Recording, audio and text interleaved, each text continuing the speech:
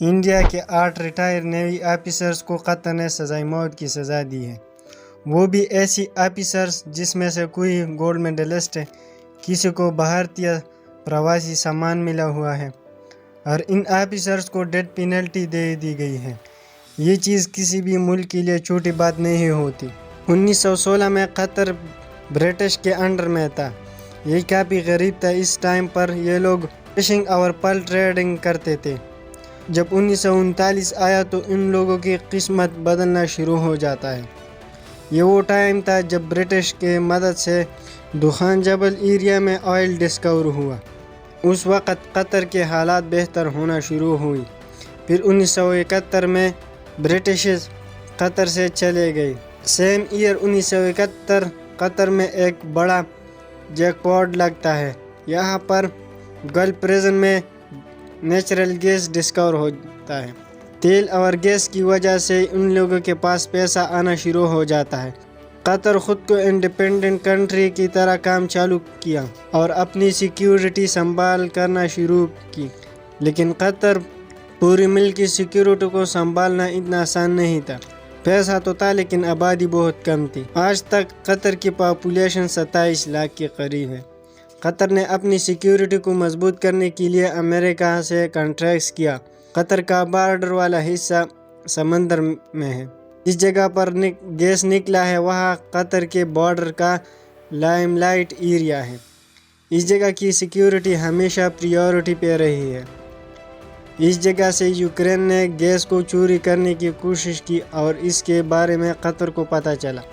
قطر نے اپنے ڈیفنس پر اور زیادہ خرچہ کیا۔ 2015 اور 2016 آل اوور دا ورلڈ قطر نے ریٹائر آفیسر کو ہائر کرنا شروع کر دیا۔ 2016 میں 75 انڈین آفیسر کو ہائر کرتے ہیں، ہائی سینئر لیول پر جوائن کرتے ہیں، اور انہی 8 آفیسر پہ یہ کیس چلتا ہے۔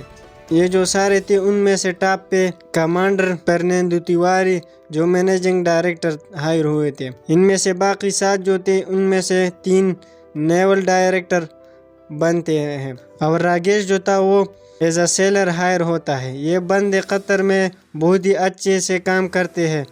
2016 میں قطر پلان کرتا ہے کہ اپنے سب مرین کو اور طاقتور بنانے کے لیے قطر نے ڈیل کرتا ہے اٹلی کے ساتھ، جس سمندر میں گیس نکلا تھا وہاں پر قطر ایک سب مرین کو لگانا چاہتا تھا اپنی سیکیورٹی کے لیے۔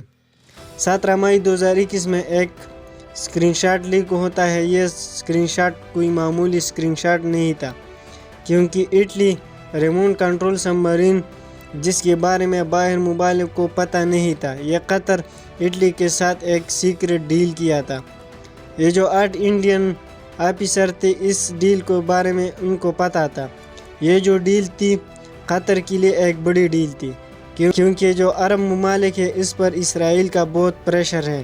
یہ سب مرین حاصل کرنا اسرائیل کا جو پریشر ہے وہ عرب ممالک پر کم ہو جاتا، کیونکہ قطر بالکل نہیں چاہتا کہ اس ڈیل کے بارے میں اسرائیل کو پتہ چلے، کیونکہ اسرائیل کبھی بھی اس ڈیل کو نہیں ہونے دیں گے، اور اسرائیل چاہے گا کہ یہ سب مرین قطر میں نہ آئے۔ قطر کے جو انٹیلیجنس ادارے ہیں وہ ان 8 آفیسرز کے گھروں میں جاتے ہیں اور ان کو بتاتے ہیں کہ ایک ضروری میٹنگ ہے۔